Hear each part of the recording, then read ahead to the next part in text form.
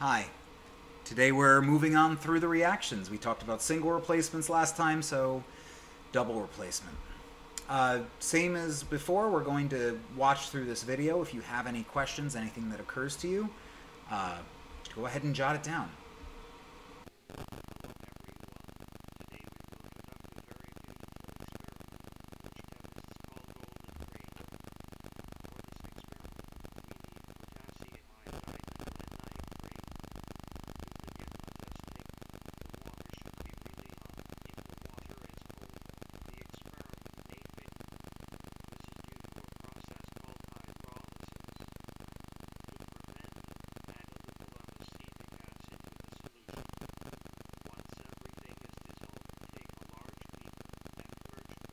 Whoa.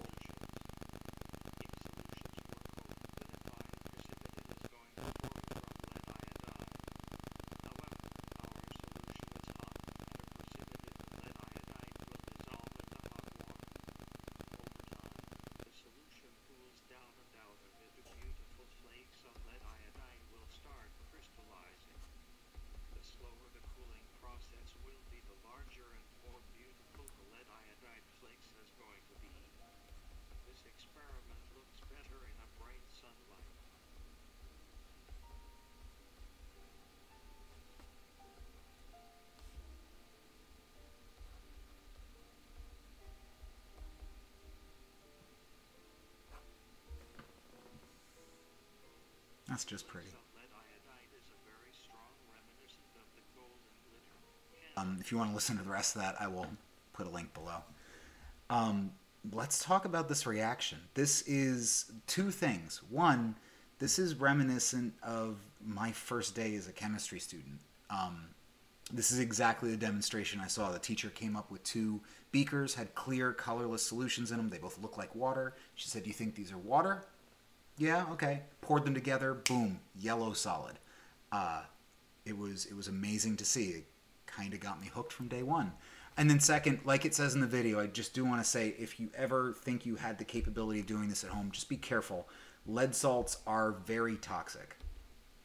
They're also sweet, and so this is what's dangerous. That substance that you just saw is called a precipitate, and we'll talk about precipitates on the next slide. So I'll get to that in a We'll talk about precipitates on the next slide.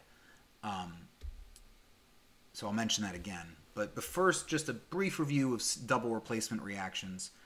You can see an example here. They've drawn out some pseudo-Lewis dot structures, pseudo-atomic structures to show you this is a reaction between silver nitrate and potassium chloride. Your general form is here, where the idea is that either the cations or the anions have switched places. For this course, double replacement reactions we're always going to define as two ionic solids dissolved in water, making them aqueous. So it's just two ionic compounds trading their cations. I guess you could say they trade their anions. The end result in the chemical reaction is still the same. Also, we're going to say that these reactions, if a reaction is occurring, it is forming this thing, a precipitate, which is the solid that we saw previously in the video. Sometimes you might get a gas as your evidence of a chemical reaction, but more than likely it's going to be a solid. So about that solid, this top reaction right here is the same as the video that we saw, the golden rain. It's just this is what it looks like when you just use the cold solution instead of the hot. And that yellow solid is your precipitate, this insoluble solid that emerges from a liquid solution, in this case, as a result of a chemical reaction. All of these videos playing here are precipitates. They're all different chemical compounds, which is why their colors are different. But in each case, you have two dissolved solids in two separate solutions. You mix them. The mixing allows a scrambling of your ions, like you saw on the previous slide, and that creates your precipitate. Where in your solution, where these two started over here, these two are dissolved, and then when they switch, boom, one of them ends up falling out as a solid, where the other one stays dissolved. And so that just to be clear, you know, that this precipitation is a solid from a chemical reaction. This is not the same as a freezing or solidification process, the second one being a conversion from the liquid phase to the solid phase. This is not like water turning into ice. This is a chemical being formed as a result of a reaction and then failing to dissolve into the water. Like I said, that yellow, for a long time in human history, yellow paint was there really were few ways to make it. This compound, lead iodide, was one of the best ways to make it, lead 2 iodide. The problem is it's a lead ion, and lead ions are toxic to us. Well, it wouldn't be that bad. Who eats paint, right? Except that yellow color is a great thing to paint, say, like toys. And the real kicker about lead salts is they also taste sweet. So the unfortunate situation is that, if a toddler gets a hold of a toy, it's going to go in the toddler's mouth. And if it tastes sweet, they're going to keep eating it, sucking on it, playing with it. And it's going to then deposit that lead into their system. Lead poisoning sets in, and it causes all sorts of problems. I do want to mention this in the bottom, this idea of precipitation. Right? That word, we know of it in other, like in weather, where something falls out of the sky. It's a little weird to see here. Like I said, these are all solids that are formed. Even though they don't look like solids, they look like floaty cloud things. This example on the bottom might be the best example of a solid that gets formed. This is an iron solution, so that's an iron solid at the bottom.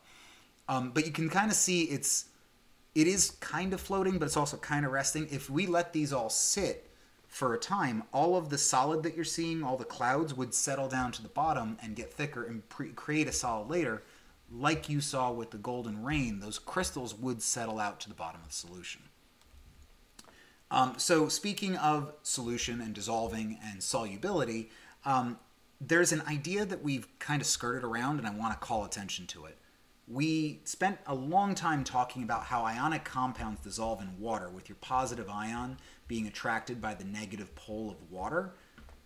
But one of the things we didn't spend too much talking about is the idea that in this solid, there's also attractions between the ions themselves. In which case, that's an opposing force. Yes, there's an attraction between your ions, but there's also an attraction for the water, and the competition of those two is really what determines how well and how much will dissolve into your water.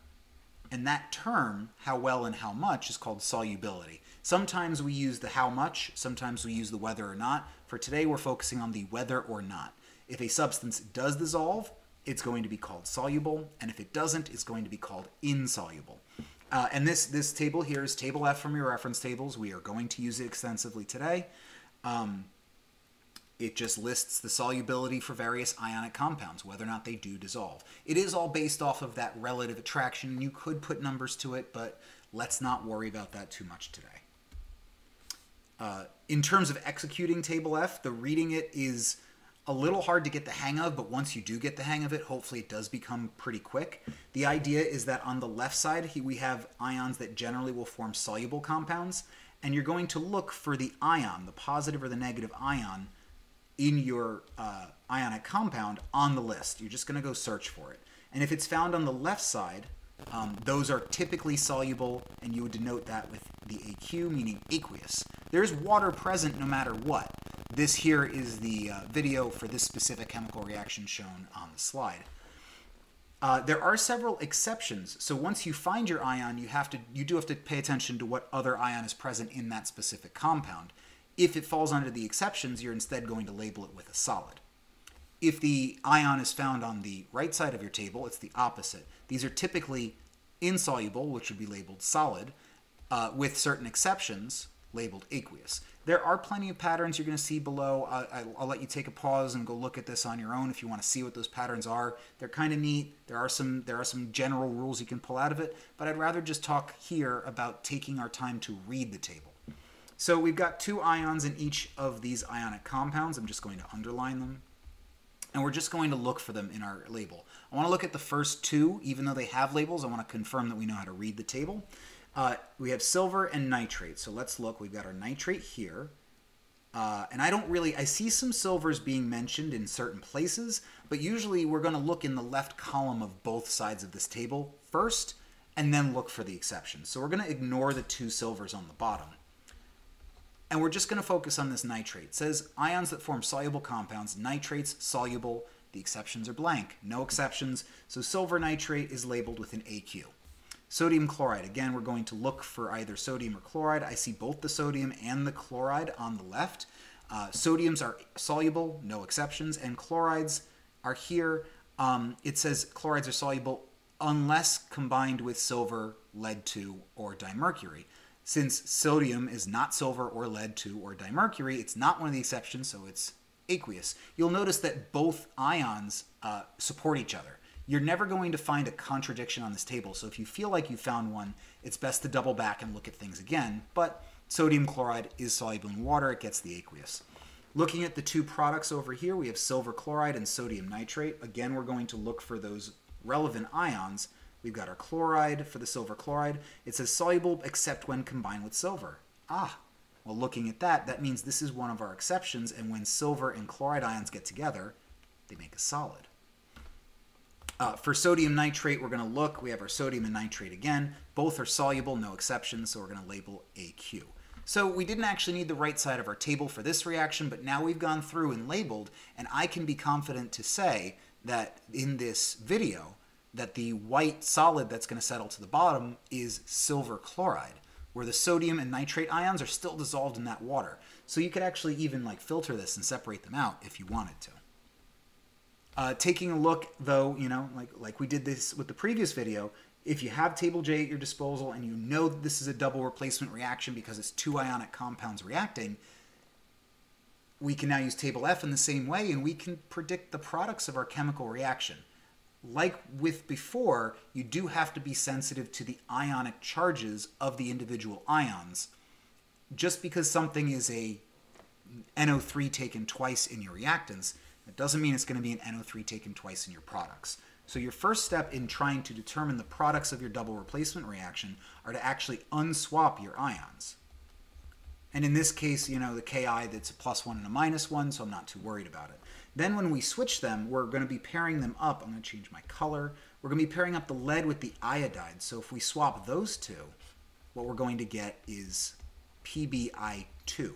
Notice it's a Ki, potassium iodide is a 1-to-1 ratio, where lead iodide is a 1-to-2 ratio. And then we're going to swap the other two. Let me clean. We swap the other two and you make KNO3. There was a 2 on the lead nitrate, but not in this case. Potassium nitrate is a 1-to-1. Next, we have to make sure we balance appropriately. And then finally, like we did before, go through and try and find these ions to label the products as either solid or aqueous. Obviously, I can see here's the reaction. We have a yellow solid being formed. And I think we kind of spoiled this already, but we'll go through the process. I find iodide, and I have nitrate. And then for the potassium, it says group 1 ions, lithium, sodium, etc. So you need to be familiar with group 1 of the periodic table, link above my head. Potassium is a group 1 metal. So potassium and nitrate are both soluble, no exceptions. It says iodide here, soluble except when combined with silver, mercury, and lead, so that's going to be our solid. Now we have a complete chemical reaction. We have to do the same exact process over again. Here's your second reaction on the bottom here. This reaction corresponds to the sodium hydroxide being mixed with the copper 2 sulfate. If you'd like to do this on your own, hit the pause button, but I'm going to start uncrossing and figuring out our ions. Based on table E, sulfate is a -2, so the copper can be a +1 or a +2 based on your periodic table, but because they're in a 1-to-1 ratio, you can fill out the table if you need to. Copper 2 has a +2 charge. So you kind of have to go through this process of unswap, trade, reswap, and if you want to show the trade, you can. You can actually move the ions over if this will make the swapping process easier for you. And then you write your products. Next step would be to balance. And then finally, you need to go through again and check table F. In this case, again, we have a solid forming, this dark blue solid. And so we need to figure out which one it is. Based on what you may have learned before in previous units, that might be obvious, but it's good to go through the process. We're looking for a sodium. Here's a sulfate. We need copper 2 or hydroxide. And the hydroxides are actually found on your right side of the table. So hydroxides are typically insoluble, almost always going to be a solid unless combined with group 1 ions, calcium, strontium, barium, or ammonium. Copper is not one of the exceptions, so in this case, copper 2 hydroxide is our precipitate. And then just to check, sodium's always soluble, sulfate's always soluble, several exceptions, but not that. So that's going to be an aqueous. And we're done. I balanced it, by the way, 2, 2, 1, 1, 1. So to sum things up, use table F. This is really an exercise in using table F. Yes, we're working in talking about unswapping and reswapping because the cations switch in a double replacement reaction. That should not say single. There is a bit of a conditional nature. Today we only looked at reactions that were spontaneous because a precipitate was formed, but there are hypothetically scenarios where there is a non-spontaneous reaction where you mix the two solutions and you don't see anything because no insoluble precipitate pairings were made. By the way, if I haven't mentioned enough, use table F and make sure you are, like I said, using the swap rule to unswap and reswap and make sure you get everything as accurate as you can. Thanks for watching.